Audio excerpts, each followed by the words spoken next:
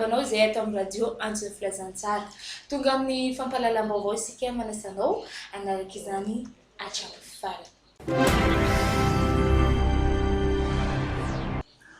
Vaovao mikasika ny fanabeazana no anomboantsika ny vaovao. Mpianatra miisa zato no nahavita fiofanana tao amin'ny CFTPS na Centre de formation technique de professionnels CFTPS androany fahenina volana Oktobre izay tanterahana tao amin'ny foyer CFTPS ary nahitana ireo manamboninahitra maro. Ndoarantsika avy hatrany ny fanatedina izay tanterina amina Bevotombo Arc.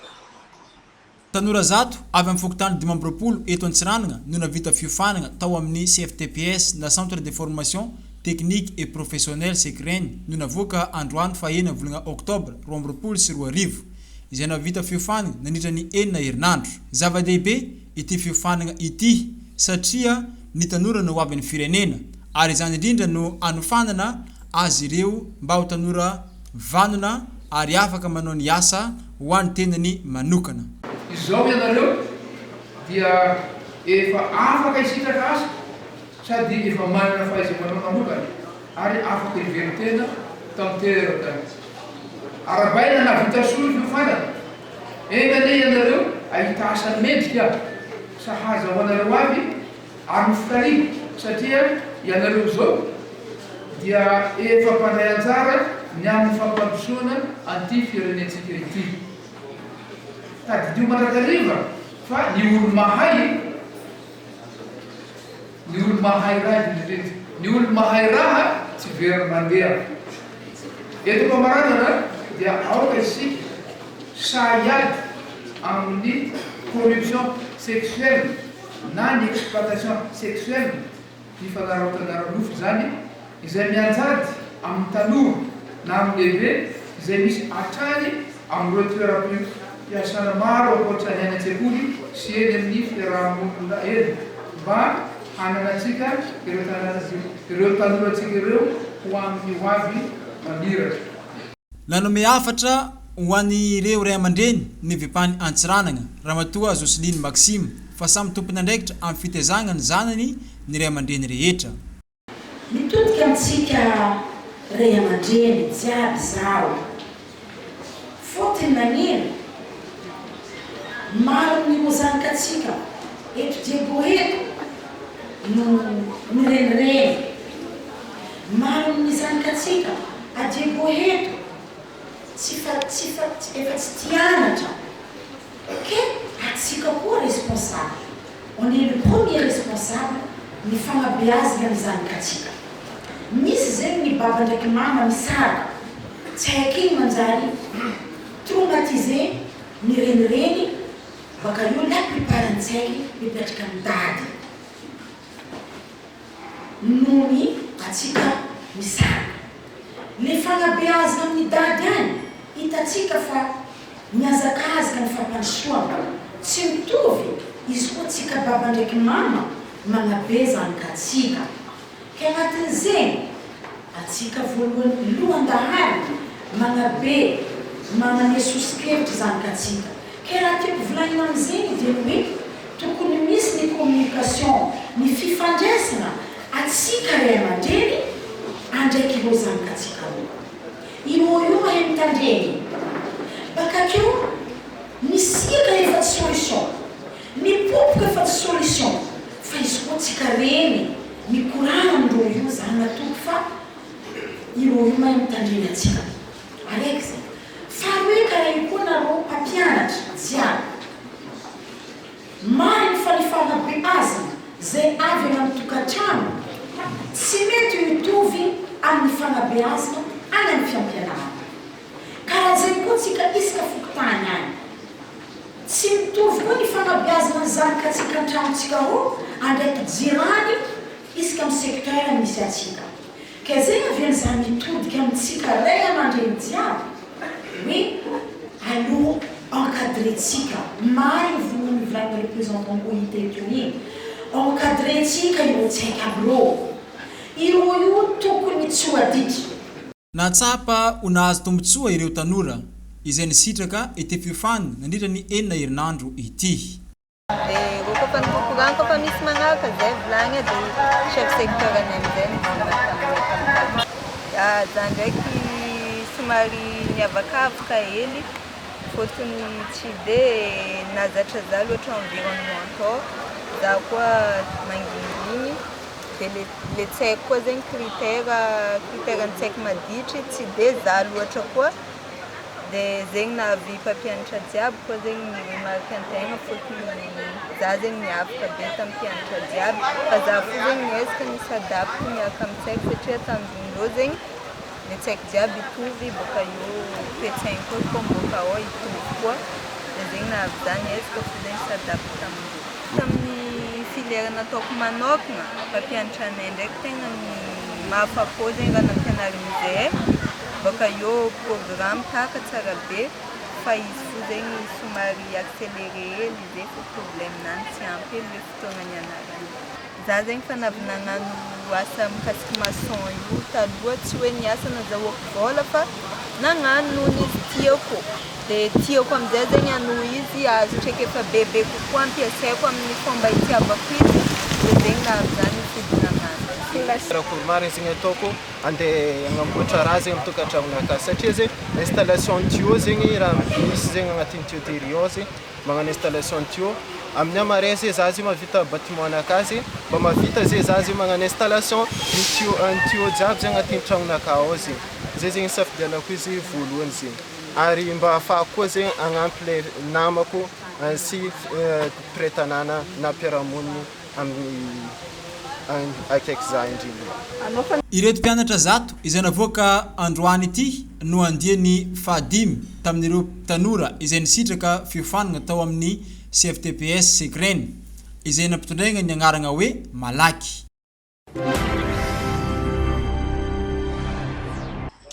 Sehatra ny fahasalamana no anohizatsika ny vaovao. Raharaha mikasika ny fihinanana fano tao Antsako, commune rurale Andranovohidronina, district Antsarana faharoa ny 17 ny volana septambra lasa teo. Ary zazavavy 9 taona no maty vokatra ny fihinanana izany fano izany androany maraina ary 2 hafa kosa tsy maintsy nampidirina tany amin'ny tobim-pahasalamana indray raha ny famotam-baovao izay nataony taleparitry ny Jono sy ny tsimok'aretina manga ramatoa Rary Malala Marie Sylvie. Manentana hatrany ny tenany mba tsy hihinanana ireo azandrany voarara amin'izao andro mafana izao na dia mbola tsy mivoaka aza ny didim-pitsarana mandrara izany. Nahitana fiakarana be ny tany tsimok'aretina VIH SIDA ato amin'ny faritra Diana. Zany hoe alerte rouge ny faritra Diana raha eo amin'ny tsimok'aretina VIH SIDA. Ndôry atsika ny fanadihadiana izay ataony rabenamana Arso. Iray amin'ireo lohahevitra mahalana voazava ny fahasalamana indrindra fa ny VIH na SIDA. Kanefa tranga Amanarivo nisan-taona vaovao no hita momba ity tsimok'aretina VIH ity. Voalaza fa 7 ny olona mitondra ny tsimok'aretina VIH tamin'ny taona 2024 ka manaraka ny fitsaboana. Araka ny antotanisa avy amin'ny komiti-pirenena miady amin'ny SIDA dia mahery ny 2000 ny olona vaovao mitondra ny tsimok'aretina VIH voarakitra tatoato. Manoloana izany ny filoha lefitry ny antenimieram-pirenena Rahelianta Jocelyne Maxime dia mampatsiahy ny alakamisy 9 oktobra 2024 fa ny faritra Diana amin'ny ankapobeny dia voasokajy ho faritra mena na alerte rouge amin'ny sehatra io tsimok'aretina io. Tsy tiako ny tsy partager zegny aminareo. Ny raha tokony hoenareo amin'izay amin'ny raha jiaby zegny amaso mba manoka tegna dia misy zegny any efa zone rouge atsika jibo tsara hoenareo tanora zazavatra ve fa indrindra atsika ray aman-dreny. Zone rouge atsika eto zone rouge Nosibea, zone rouge Ambilobe, zone rouge Sambava, amin'ny resaka VIH SIDA. Iny miantony satria rehefa nijerena zay raha zay niaraka tamin'ireo amin'ny OMS sy ny mpitsabo dia avy amin'ny fisolosoloandreo magnano Quebec ny raha ty amin'ny raha ty amin'ny veny ty serengaraiky anaovandreo raha io ro misy fololana io dia manindra aretiny sambolo amin'ny lionnany ka okatsika mila mahilo ary la plupart ny olona voan'ny VIH SIDA zegny zao c'est à partir de 14 ans jusqu'à 25 ans. Et c'est triste, mampalahelo. Que amarenao zao dia mipartager zay zavatra zay antsika fa efa grave ny VIH SIDA eto Diego eto amin'ny province-ny Antsirana. Zay zegny ny avy aminakara faminarana kely amitsika fa zay era vravo ana Lozam-pifamoivoizana mba matsapa mianatra azy mianatra naratra ary mba image ny havana ro sasana any anjaranareo amizay zao ty mitôno fa nahazavatsoa nareo misy raha hainareo nikaroinareo amin'ny asa fianarana asa zay nataonareo tahoma ireo izy koa fa tsy mahavita fianarana lavitra any amin'ny université ity natao fanomeza zay avy amin'ny tompona fanjakana ahafahanareo mianatra ka tsy haiko ny tsisotranareo zanako aby amin'ny fahavononana amin'ny raha jiaby zay ahafahanareo mba olombanona mahay ahafahanareo miasa orehareny inay aman-dreny orehareny fiarahamony fandrindra ty marerasika laklosy fanairana izany satria mampiendanja ny tanora amin'izao ny fisian'izany tsy ampy fahalalana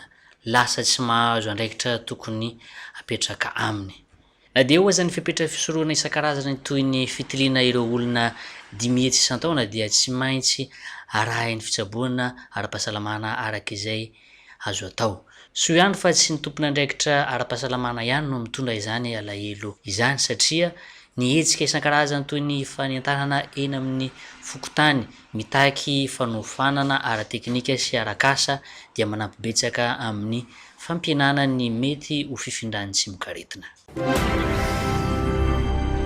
Lafim-baovao hafa indray no hitondrasananao amin'ity andraikity. Lozam-pifamoivoizana fiara JMC iray 12 TJ ankitsaka commune rurale Mahavanona district Antsirana faharoa ny maraina teo. Ndao arantsika ny fanadihadiana izay tateriny namanary be mitombo any.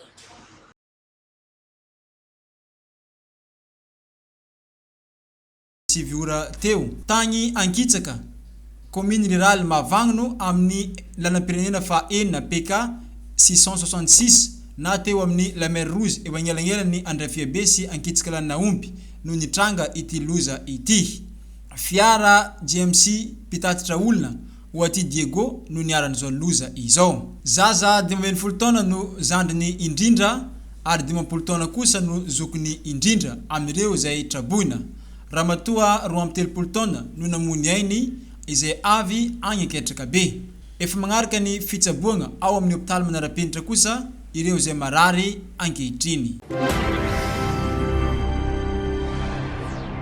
Tapitra ny fampahalalam-baovaontsika isorana anao nanaraka izany hatrany farany isorana ny teknisianina ary isorana kosa raha be namana Arsolo sy be mitombo Arlen ny tapitra ny vaovao tamintsika teo ka manao veloma ho amin'ny manaraka indray veloma.